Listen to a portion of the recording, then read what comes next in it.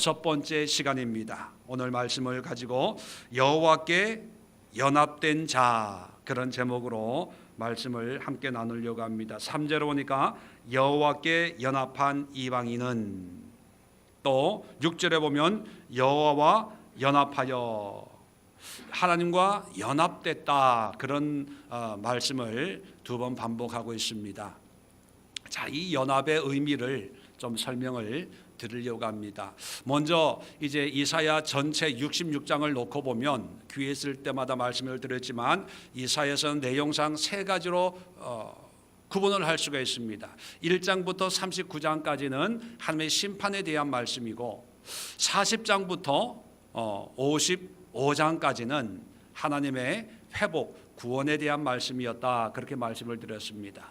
자, 오늘부터 56장부터 66장 끝까지는 소망에 관한 그런 말씀입니다. 그런데 이 세 부분의 성경을 자세히 공부해 보면 1장부터 39장까지 계속 반복되는 단어가 뭐냐면 공의와 정의라는 단어입니다. 자, 그러다가 40장부터 55장까지는 계속 반복되는 말씀이 뭐냐면 공의와 구원이라는 단어가 반복이 됩니다. 그러다가 56장부터 끝까지는 어떤 말씀이 반복이 되냐면 공의와 정의와 구원이 계속 반복이 돼요. 자, 정리를 한번 해보세요. 처음에는 공의와 정의를 계속 얘기하시다가 중간에는 공의와 구원을 얘기합니다. 그러다가 마지막에는 공의와 정의와 구원을 얘기해요. 그렇다면 마지막 부분은 지금까지 얘기했던 서론 본론의 어떤 통합, 합쳐서 결론적으로 말씀하고 있다, 이렇게 우리가 생각을 하면 됩니다. 자, 그렇다면 56장부터는 이제 하나님이 우리에게 주시는 소망을 얘기하면서 이 예루살렘의 유다 사람들에게 이사야를 통해서 말씀하고자 하시는 하나님의 말씀의 본론, 결론을 말씀하고 있다, 이렇게 이해하면 큰 어려움이 없을 겁니다. 자, 그래서 56장 1절에 보면 이런 말씀이 있습니다. 여호와께서 이와 같이 말씀하시기를 너희는 정의를 지키며 의를 행하라. 이는 나의 구원이 가까이 왔고 나의 공의가 나타날 것임이라 하셨도다. 자, 여기 보면 정의와 공의와 구원, 세 가지 단어가 동시에 나타납니다. 이제 이 하나님의 공의를 지키고 또 하나님의 정의를 지키면 하나님이 구원을 하실 거라는 거예요. 비록 지금은 힘들고 어렵지만, 그러나 공의와 정의를 행하면 하나님의 구원이 반드시 임하니까 낙심하지 말라, 두려워하지 말라, 그런 하나님의 위로와 소망이 이제 계속 이어지게 됩니다. 자, 그런데 하나님이 주시는 구원의 모습을 56장에는 아까도 말씀드린 것처럼 3절에 여호와께 연합한 이방인은, 연합이라는 표현으로 말씀하고 있습니다. 또 6절에도 여호와와 연합하여. 자, 왜 갑자기 연합이라는 말이 계속 나오고, 자, 하나님과 연합을 하면, 자, 이방인도 3절에 그 백성 중에서 반드시 갈라내시리라 하지 않는다는 거예요. 율법적으로 보면 이방인은 이스라엘 백성이 될 수가 없는데, 하나님과 연합한 이방인은 이제 하나님과 하나가 되어서 하나님의 백성이 될 수가 있다, 그렇게 말씀하고 있습니다. 고자란 뭡니까? 생산 능력이 없는 그런 사람이에요. 소망이 없는 거예요. 율법적으로 보면 이 사람은 하나님의 회중에 들 수 없는 사람이에요. 그런데 이런 사람까지도 하나님의 백성에 포함된다는 거예요.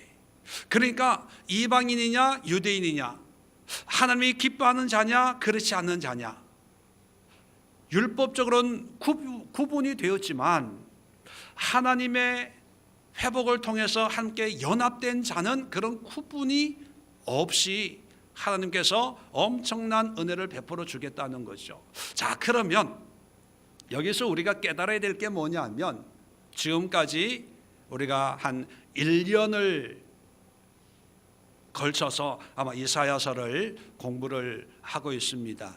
자, 많은 것들이 있지만 뭐 기억나면 감사하고 기억 안 나도 뭐 그냥 알고 계시겠거니 그렇게 여기고요.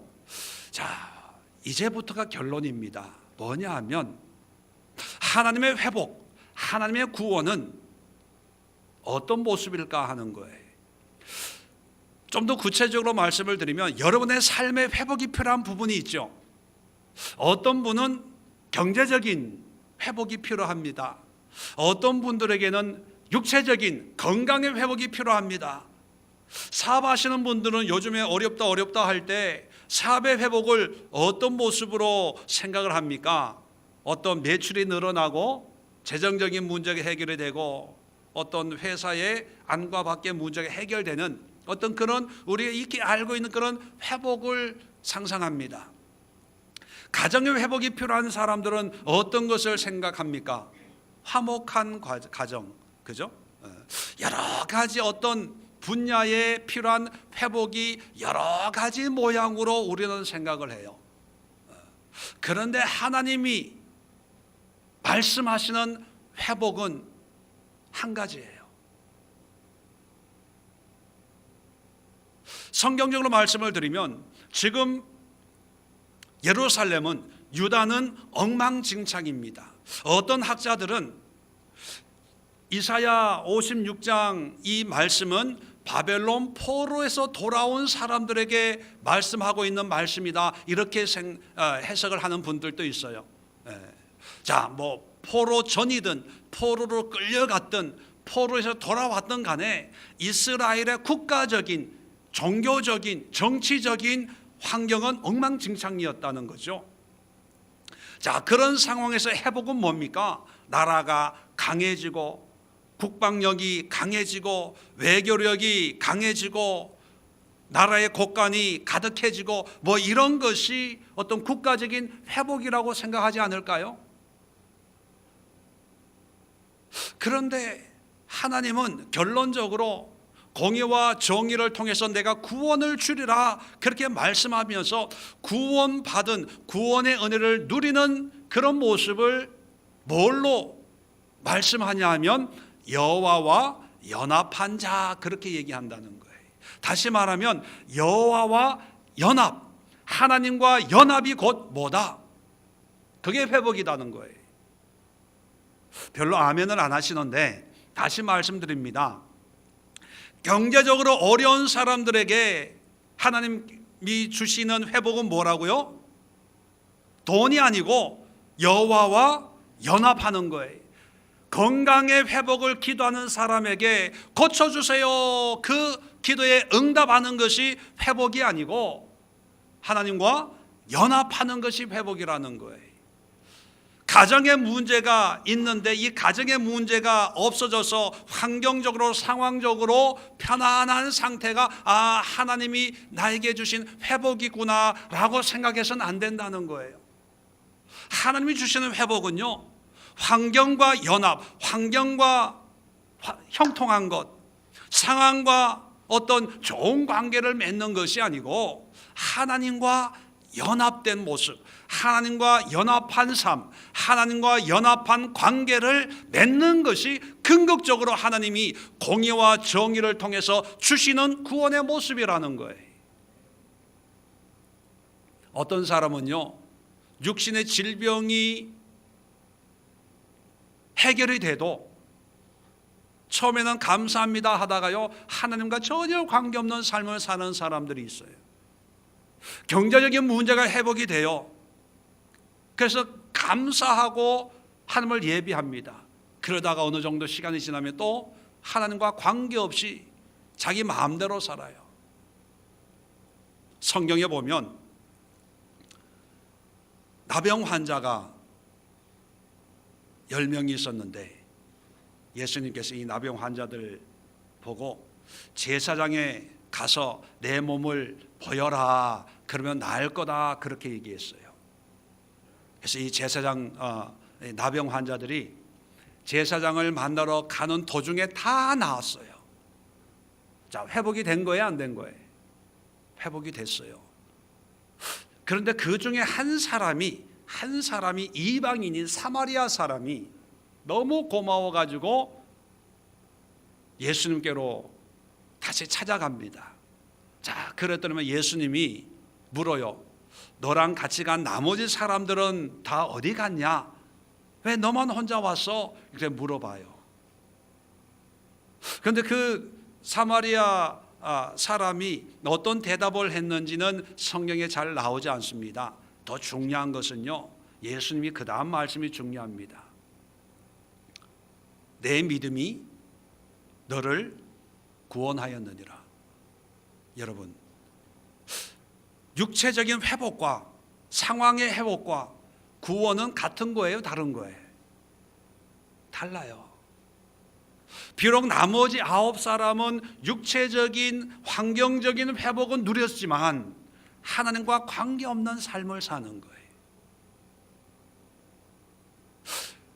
많은 사람들이 믿음 생활하면서 착각하고 오해하는 게 뭐냐면 환경의 어떤 변화가 하나님과의 어떤 관계적인 어떤 믿음의 모습이라고 생각을 합니다. 교회 신앙생활을 열심히 하는 그런 환경적인 모습을 보고 내가 구원받았고 믿음 생활 열심히 하고 죽으면 천당 간다고 굳게 믿어요. 그건 믿음이 아닙니다, 여러분. 교회에서 신앙생활 하는 것은 뭐냐면 하나님과 친밀한 하나님과의 관계를 맺기 위해서 교회가 있고 교회 생활을 하는 거지, 교회가 하나님을 대신할 수 있는 것은 절대로 아니에요. 하나님이 주시는 은혜와 구원과 회복은 철저하게 하나님과 연합된 자의 삶을 살아야 된다는 거예요.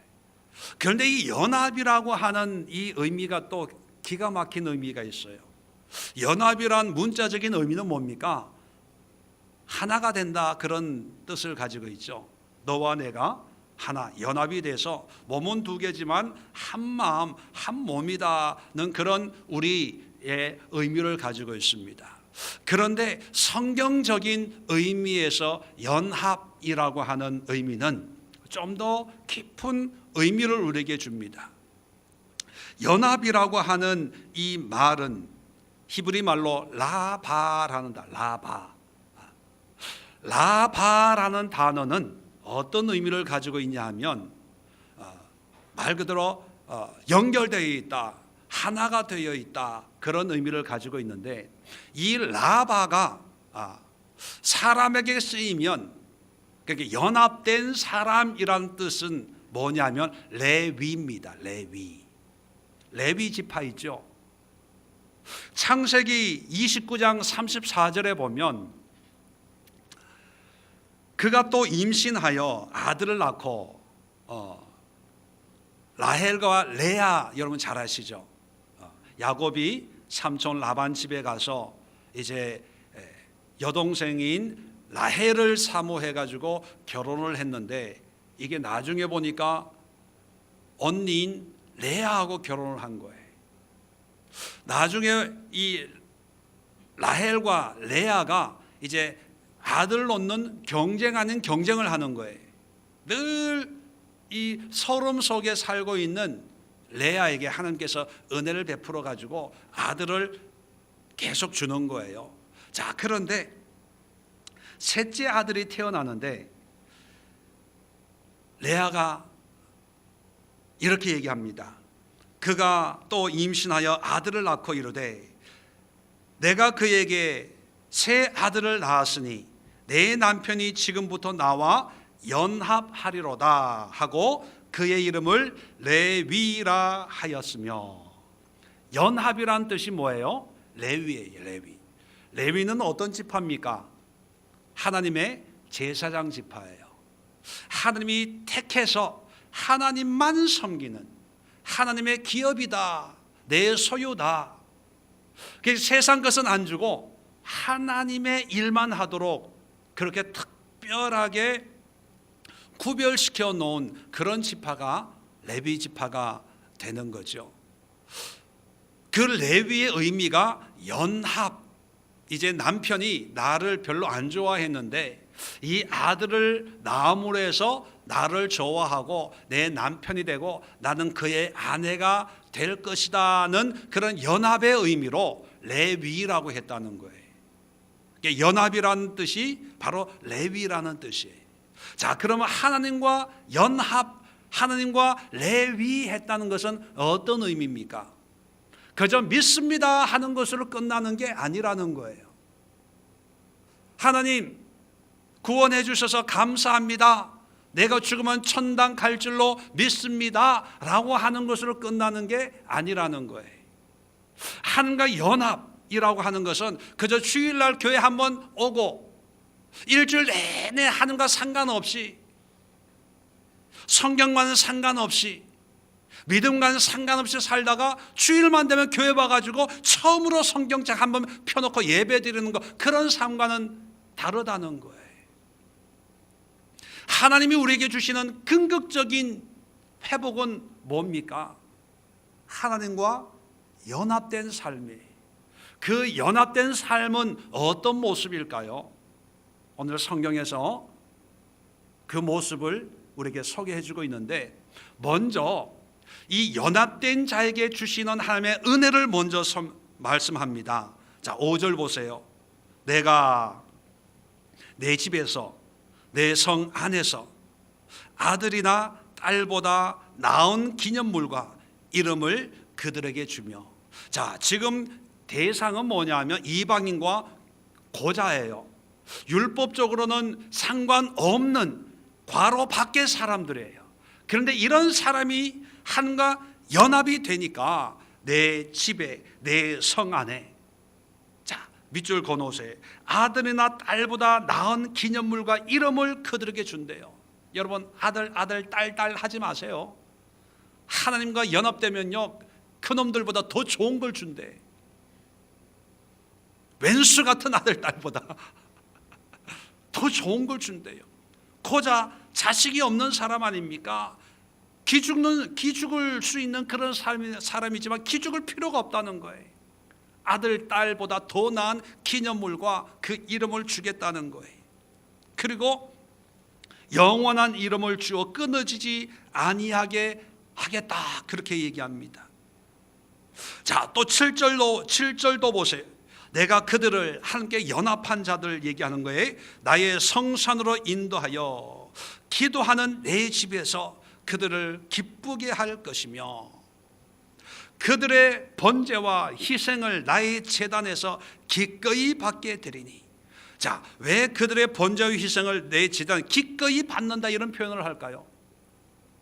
율법적으로 이 사람들의 드리는 제물은 하나님이 안 받아요. 왜? 부정한 사람들이니까. 그런데 하나님과 연합이 되면, 과거에는 부정한 삶을 살고 죄된 삶을 살고 교만한 삶을 살았다 하더라도 연합된 그런 사람의 제물과 희생을 하나님이 기꺼이 받아주신다는 거죠. 이는 내 집은 만민이 기도하는 집이라 일컬음이 될 것입니다. 그 다음에 8절도 보세요.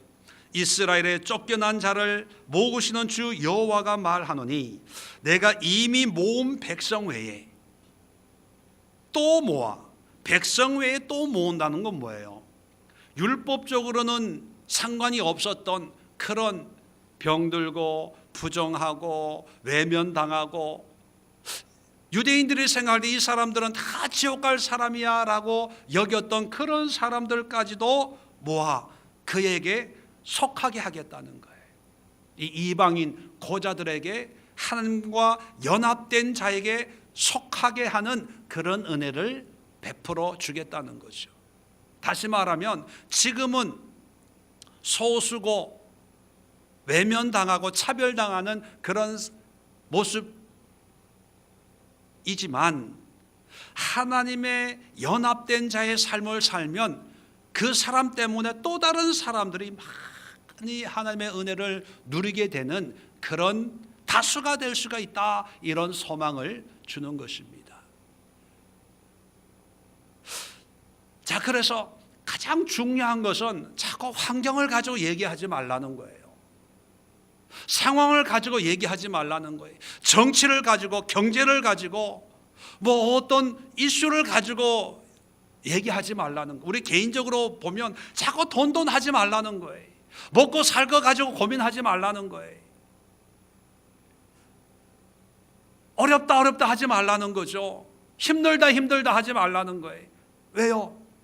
힘 안 들어서 얘기하지 말라는 게 아니라 당연히 힘들어요. 그런데 그 힘든 것을 회복하기 위해서는 뭘 해야 됩니까? 하나님과 연합하라는 거예요. 이게 이사야를 통해서 하시는 유대인들에게, 예루살렘에, 이스라엘에게, 그리고 나아가서 모든 믿는 자인 우리에게 주시는 하나님의 말씀입니다. 자, 그러면 연합, 레위한다는 것은 어떤 의미를 우리에게 주는가? 자, 4절입니다. 4절부터 보세요. 여호와께서 이와 같이 말씀하시기를 나의 안식일을 지키며, 자, 2절에도 보면 안식일을 지켜 더럽히지 아니하고, 이 안식일이 뚝 갑자기 나와요. 그래서 여러분, 이단 가운데 하나님의 교회라는 교회들이 있어요. 상가 이게 꼭대기층 주로 거기 있죠. 그 하나님의 교회는 안식일을 지킵니다. 안식일을 지키지 않는 현대 교회는 다 사마리아 교회라고 여겨요. 구원이 없다고. 안식일을 지켜야 된다라고 할 때 자주 인용하는 말씀이 바로 이거예요. 봐라, 하나님이 회복하는데 안식일을 지켜야 된다고 하지 않냐. 근데 여러분, 이 안식이라고 하는 것은 안식일, 오늘날로 보면 토요일이죠. 토요일 예배 회복을 얘기하는 것이 아니라 어떤 율법의 안식일 개별성이 아니라 안식일을 통해서 어떤 율법적인 하나님의 말씀의 전부를 상징하는 거예요. 이 안식일 문제 때문에 이제 포로 후기에 기록된 게 아닐까 그렇게 얘기합니다. 왜냐하면 바벨론 포로로 이방 나라에 가서 노예 생활할 때 안식일을 지킬 수 있었겠어요? 없었겠어요? 없었거든요. 그러니까 돌아와 가지고 70년 동안 이 묻어있던 이방 문화에서 이제 다시 하나님의 말씀으로 율법 준수로 돌아오도록 하는 하나의 상징적인 율법이 뭐냐? 안식일. 그래서 안식일을 지켜야 된다 이렇게 얘기하는 거지, 많은 율법 가운데 안식일만 딱 개별적으로 뽑아서 얘기하는 게 아니라는 거예요. 문맥상을 보면. 자, 그러면 하나님과 연합한 자의 삶이란 뭐냐? 첫 번째는요, 하나님의 말씀을 준수하는 거예요. 하나님의 말씀을. 우리에게는 율법이 다 필요가 없죠. 그러나 신약에도 예수님이 우리에게 말씀하신 우리 성도들이 지켜야 될 하나님의 뜻, 하나님의 의도를 우리가 지켜야 되고, 그리고 두 번째는 뭐냐면 내가 기뻐하는 일을 선택하며. 자, 선택의 동그라미 쳐놓으세요.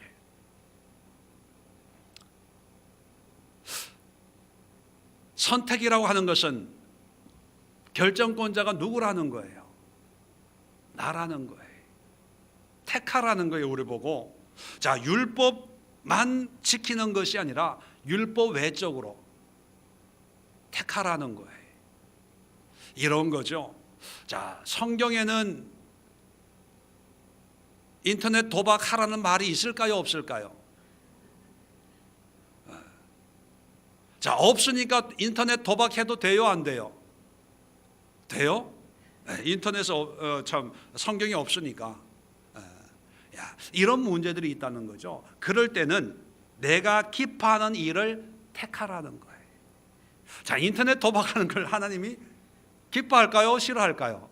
싫어하죠. 왜요? 그 돈 번 사람은 고추밭에 다 모아놓으니까. 꼭 율법, 이거는 성경에 있으니까 없으니까 꼭 그런 걸로 딴지 거는 사람이 있어요. 어떤 분은요, 담배 피우라는 말 없잖아요. 술 취하지 말라고 했으니까 술은 조금 먹어도 돼요. 뭐 하여튼 뭐. 그런데 또 하나 중요한 것을 모르는 거예요. 하나님이 기뻐하는 일을 우리는 택해야 됩니다. 놀러 갈까 예배 드릴까 우리는 택해야 돼요. 기도할까 TV 볼까 선택의 문제예요. 율법은 문제가 아닙니다. 이게 무슨 율법이야? TV 보면 안 돼? 할 말은 없어요. 그러나 한 번 더 생각해 볼 때 하나님이 기뻐하시냐는 거예요. 그걸 택할 때 그것이 하나님이 기뻐하는 그런 삶을 택하며 선택하며 하나씩 나아가는 그것이 하나님과 연합된 삶이에요. 자, 그 다음에 나의 언약을 굳게 잡는. 자, 지난주인가 지난주에 수요 예배에 제목이 뭐였어요? 언약하면 기억나지 않습니까? 하나님의 언약은 약속일까 계약일까? 기억나세요? 네. 자, 그러면 하나님의 지난주 금요 예배 때 이 시간이었네요. 근데 왜 모르는 척 하세요? 네. 네. 그럼 하나님의 언약은 약속이에요? 계약이에요? 네? 집사님, 언약은 약속이에요? 계약이에요? 약속이요? 참 계약입니다. 계약. 약속의 특징은 뭐예요? 어떤 환경 상황만 되면 그냥 이루어지는 거예요. 12시에 제가 밥 사겠습니다. 12시에 모이세요 하면 12시에 모이면 그냥 제가 밥을 사게 돼 있는 거. 왜요? 약속이니까. 근데 계약은 뭐예요? 상호 간의 조건이 이루어져야 되는 거예요. 성경을 일독하십시오. 그러면 제가 밥을 사겠습니다. 그러면 밥을 사고 싶어도 상대방이 성경 일독을 안 하면 어떻게 되는 거예요? 밥을 사요, 안 사요? 믿음이 하고 소망이 하고 제가 그런 말을 했어요. 성경 일독을 하면 목사님이 맛있는 거 사줄게. 그랬더니만 몇 주 전에 나한테 와가지고 목사님 다 읽었어요 그래. 제가 부담이 됐어요. 네. 지금 돈 모으고 있어. 돈가스 사주기로. 이건 계약이에요. 이 계약은 뭐냐면 쌍방 간에 어떤 계약 조건을 이루었을 때 그것이 이루어지는 거예요. 자, 언약이라고 하는 것은 그냥 믿습니다만 하면 하나님 다 알아서 해주나요?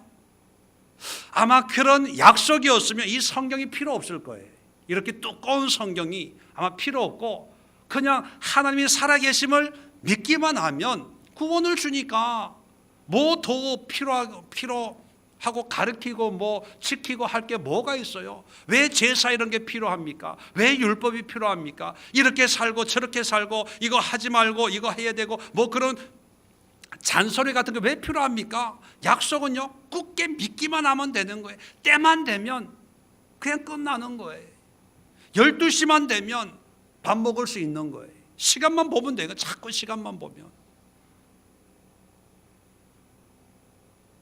적어도 제 설교는 한 40분 이내에 끝나기로 계약이 아니라 내 스스로 약속을 했기 때문에 여러분들은 그냥 참고 인내만 하면 그냥 끝나요.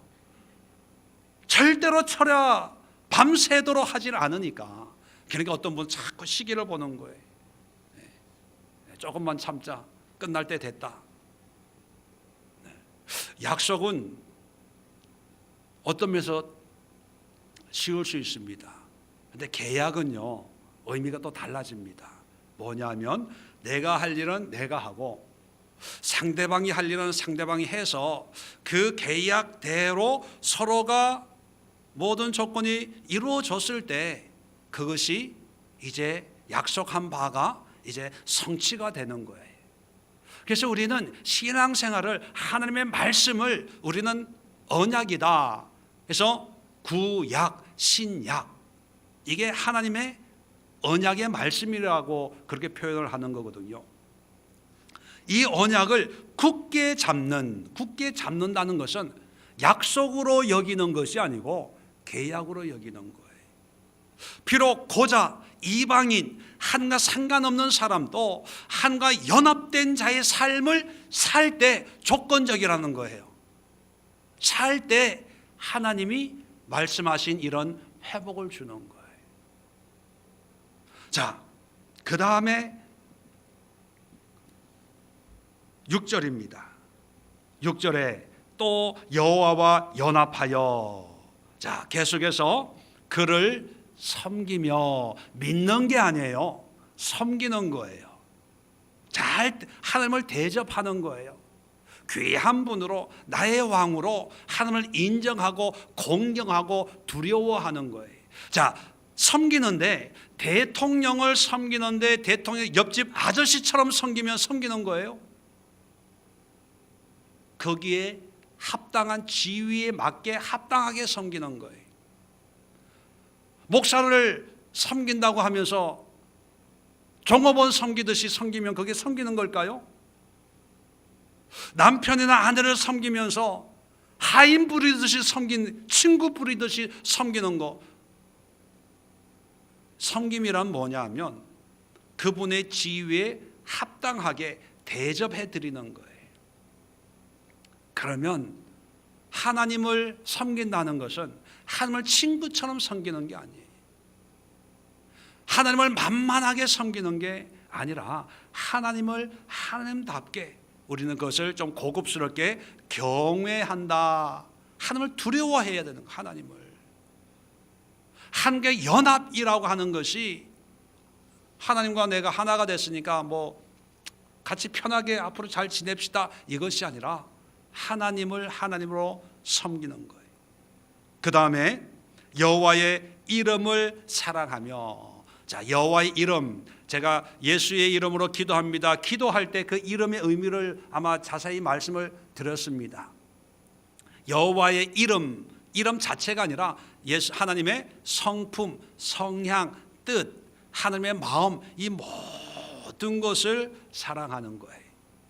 그 다음에 그의 뭐가 되며? 종이 되며. 왜? 하나님은 왕이시니까 하나님의 종이 되는 거예요. 그리고 안식일을 지켜 더럽히지 아니하며, 여기도 안식일 하나의 개별적인 어떤 안식일의 문제가 아니라 하나님의 말씀, 하나님의 뜻을 더럽히지 않는 거예요. 그리고 나의 언약을 굳게 지키는, 똑같은 말이 나오죠. 언약, 계약이라는 거죠. 이것이 하나님과 연합된 자라는 겁니다.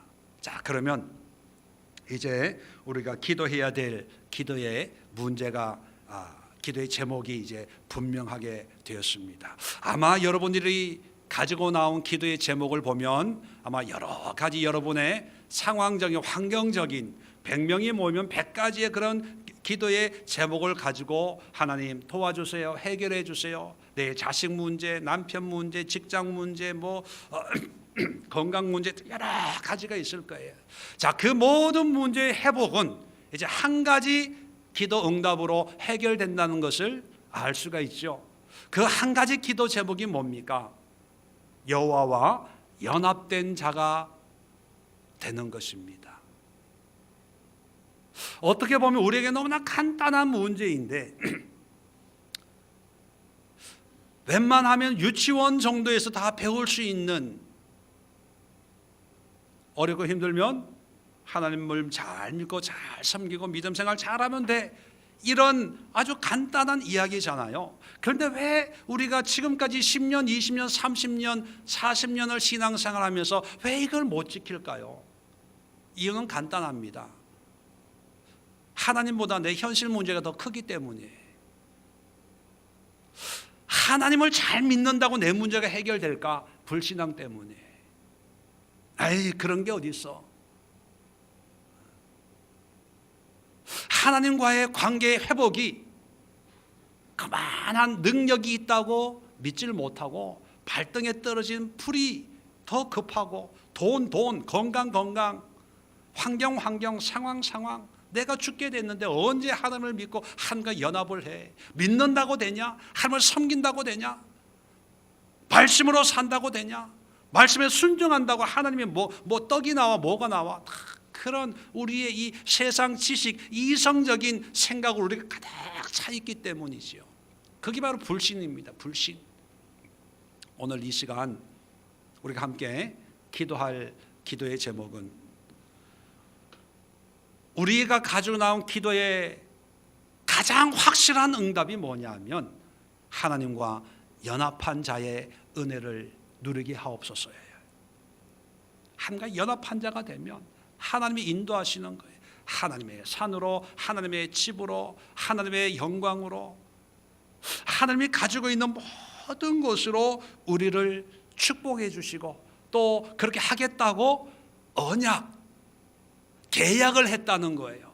그러니까 하나님의 일에 대해서는 우리는 의문을 품을 수가 없어요. 왜요? 하나님은 하시는 분이니까.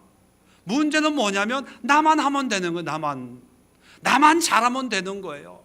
하나님 이렇게 해주세요, 저렇게 해주세요. 기도 안 해도요, 하나님 우리를 위해서 뭘 더 많이 못해줄까, 못해줘서 안달하시는 분이에요. 문제는 뭐냐면 그런 하나님의 사랑과 은혜를 맛보고 누릴 수 있는 그런 우리의 모습이 하나님과 연합한 자의 레위의 삶을 살지 못하고 있는 우리 때문입니다. 그렇기 때문에 이 시간 기도할 때 하나님, 연합된 삶을 살게 하옵소서. 하나님의 종으로 살게 하옵소서. 하나님의 이름을 사랑하고 하나님의 말씀을 지키고 하나님의 언약을 굳게 지키고 하나님을 기뻐하는 일을 선택하면서 사는 믿음의 삶을 살게 하옵소서. 그것이 하나님이 말씀하시는 환경의 회복입니다. 우리 가정의 회복입니다. 우리 교회의 회복입니다. 내 육신의 질병의 회복입니다. 경제적인 문제의 회복입니다. 직장의 회복입니다. 결혼과 사업의 회복입니다. 그런 믿음으로 이 시간 주님 앞에 간절히 기도하는 시간을 갖도록 하겠습니다. 제가 먼저